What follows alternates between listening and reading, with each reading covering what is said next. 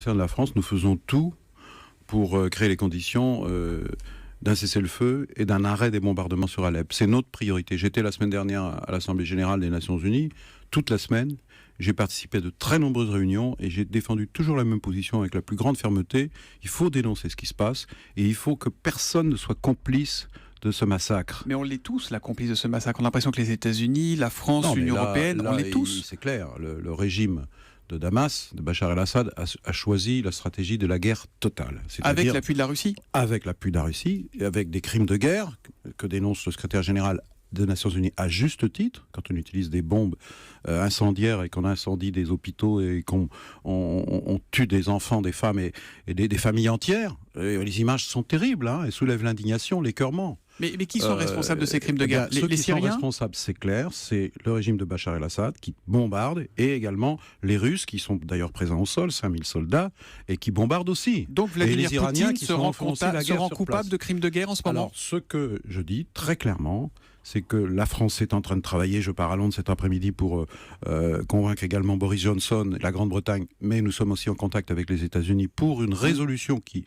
est actuellement en négociation pour qu'elle soit adoptée par le Conseil de sécurité et avec l'espoir qu'elle soit aussi votée par les Russes et les Chinois, les membres permanents. Une résolution, Jean-Marc Ayrault. Mais non, c'est pas une résolution. Mais ça se discute entre personnes de bonne volonté, entre gens civilisés. Là, la Russie, qui a un droit de veto, s'en moque des résolutions. Personne ne pourrait prendre la responsabilité de ces crimes de guerre, donc du soutien à ces crimes de guerre. Donc j'appelle les Russes à prendre leurs responsabilités. J'appelle les Russes à condamner ces bombardements d'Alep. J'appelle les Russes à condamner l'usage des armes chimiques, parce que je rappelle qu'il y a aussi des armes chimiques qui doivent faire l'objet d'une condamnation par les Nations Unies. Des bombes au phosphore, vous avez la confirmation aussi ? Les bombes au phosphore utilisées par les Russes ? Il y a des enquêtes qui sont en cours par les Nations Unies. Vous savez, si on a la certitude qu'il y a eu l'usage d'armes chimiques, c'est parce qu'il y a eu une enquête d'un organisme du Conseil de sécurité, et qui est incontestable. Donc à partir de là, chacun est face à ses responsabilités. Donc je demande aux Russes de prendre les leurs, de ne pas être complices de cet usage d'armes chimiques, de ne pas être complices des bombardements qui massacrent Alep,